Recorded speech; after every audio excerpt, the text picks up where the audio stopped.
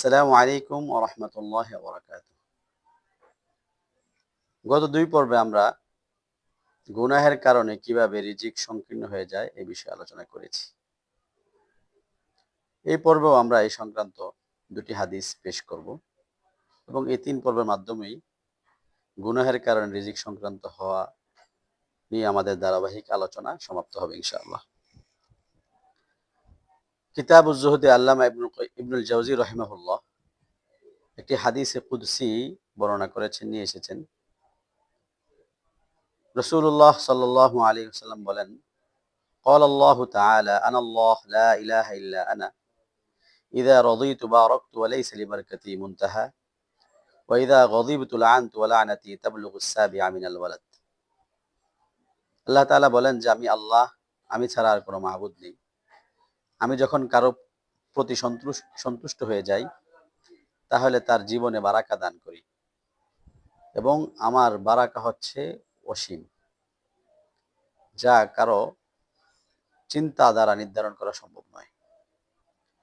ওয়াইদা গদিবতু লাআনতু, আর যখন আমি কারো প্রতি রাগান্বিত হই তাকে অভিসম্পাত করি, আর আমার অভিসম্পাত তার নিচের সপ্তম প্রজন্ম পর্যন্ত পৌঁছতে থাকে, অর্থাৎ তার বংশে বারাকা নষ্ট হয়ে যায়, রিজিকের সংকীর্ণতা সহ পৃথিবীতে তারা লাঞ্ছনা জীবন যাপন করে। হ্যাঁ, আবার তাদের মধ্যে যদি কেউ তাকওয়ার জীবন যাপন করে তাহলে আবার সে আবার উঠে আসে।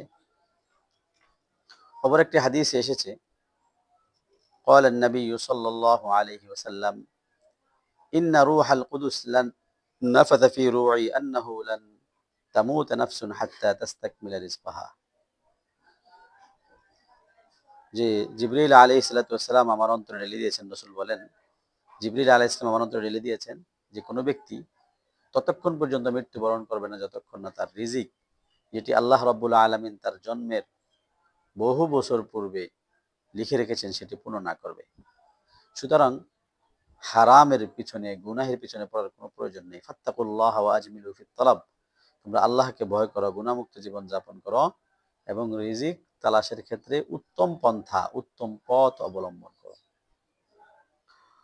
ফাইন্নাহু লা ইয়ানালু মা ইনদাল্লাহ ইল্লা বিতাআহ, ফাইন্নাহু লা ইউনালু মা ইনদাল্লাহ ইল্লা বিতাআহ। আল্লাহর কাছে যা রয়েছে তা ইবাদত ছাড়া, আল্লাহর আনুগত্য ছাড়া, আল্লাহ রাব্বুল আলামিনকে রাজি খুশি করা ছাড়া অর্জন করা সম্ভব নয়।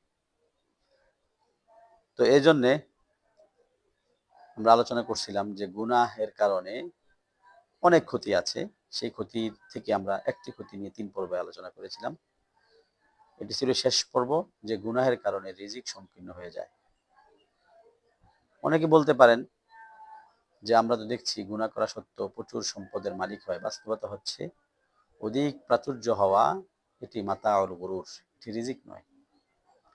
রিজিক হলো যেটি মানুষ ভোগ করে এবং যার দ্বারা মানুষ মানসিক প্রশান্তি এবং শারীরিক তৃপ্তি লাভ করতে পারে। এগুলো অর্জন ব্যতীত সম্পদের প্রাচুর্যতা এটি মাতাউল গুরুর বই কিছু নয়। ইয়াহসাবুহু যামআনু মাআ, মানুষ মরীচিকাকে পানি মনে করে তার পিছনে দৌড়ায়, দীর্ঘ হায়াত নষ্ট করে প্রচুর মরীচিকা অর্জন করলো, মনে মনে সে খুশি যে আমি অনেক পানির মালিক হয়েছি, প্রয়োজনের সময় তৃষ্ণা নিবারণ করতে পারবো। কিন্তু বাস্তবে দেখা গেল যে সে মরীচিকা জমা করেছে যা তার তৃষ্ণা নিবারণে কোনো উপকার আসে নাই।